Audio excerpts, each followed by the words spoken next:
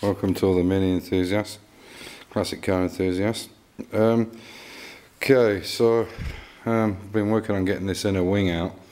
As you can see, it's all off all the way through, and what I did was just use a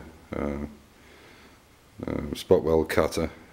What I'll do now is I'll actually use a copper bar. I've got an old copper bar from a buzz bar, electrical three-phase buzz bar, and I put in there, and then I'll weld in against it. It's obviously copper and steel, and then I'll repair all these where I've caught at the edges. The only thing I will have to do now is I'm fairly sure that inner wing doesn't come with that strengthening plate, which would go there and then come right the way past there. So this is solid.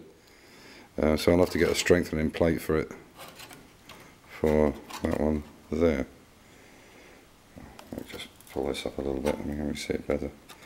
You can see that's where it should be. The lighting is terrible, but that would carry on past there, but this was completely rotten as well. So, but fortunately inside it's in quite good nick. So I'll wax oil all that as well when it's all finished. So what I was saying to you about the returned edge on the floor, and there's a perfect example there.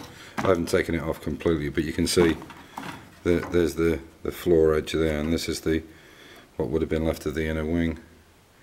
So I just wanted to peel it back just to show you the amount of rust you get in there. I mean, but basically anything with a returned edge, unless it's really treated well, and of course they weren't treated that well, you know, it's going to be liable for that.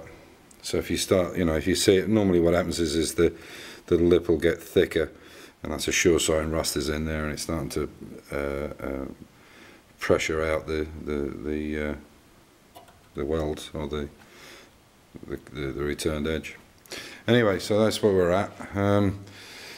So yeah, lots of bits and pieces to do. I've been watching on a bunch of videos from guys, different guys doing there's a young guy doing a racing Mini and quite a few others, and it's amazing how many people are doing this kind of work. But I see very few actually changing the whole panel, because it's very time consuming. That's taken me 3 hours to get that out, and I had to pick a bit at a time and so on and so forth. So because obviously I didn't want to destroy these edges, and I've cleaned them all up. They were a bit bent, and now I've cleaned them up a little bit and dollied them into place. So yeah, yeah, so it's a lot of work, but I want the car right. I want it. I'm not looking for a concourse car, but I know in my own mind how I want it, and I want it to last me out, which it should do easily. So yeah, that's it. Just wanted to let you have a look at where I've got to and the reasons why I did it. But I mean, up there it's just terrible. So I'll do a lot of repairs now. I'm just waiting for my gas to come back for my MIG welder. Unfortunately, I ran out last week, and I've had to wait for it, because I get it with argon shield in it. It's 70% and 30% argon, which is the best. It's more expensive than CO2, but you get a much cleaner weld, a much better weld, and especially for classic cars, you want it absolutely spot on. It's a better shielding gas. Anyway, so that's it.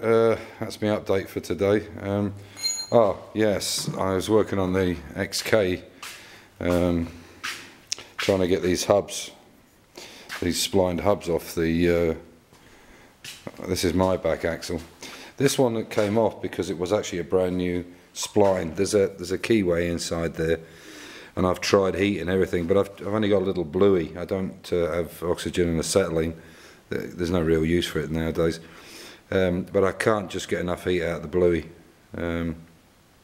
to get it up to temperature. And I've really ramped down on this, and it still won't come. But it's very long keyway. It's probably a good two and a bit inches long, and then it probably hasn't been off, So because both the cars are reasonably low mileage, so the next thing is we'll have to use oxygen and acetylene and get it red hot, and then maybe throw some cold water on it and do a technique called heating and quenching, where obviously you expand it with the heat and then then shrink it with a cold, and then heat it. And what that'll do normally is it will break the rust bond. We used to use it in the plant business, in the plant industry. We were doing plant machinery. Anyway, so that's it. So I'll do another video in a couple more days, and you can see what I'm up to. Anyway, take care and bye for now. And if you like them, subscribe or tell a friend. Thank you very much. Thank you. Bye.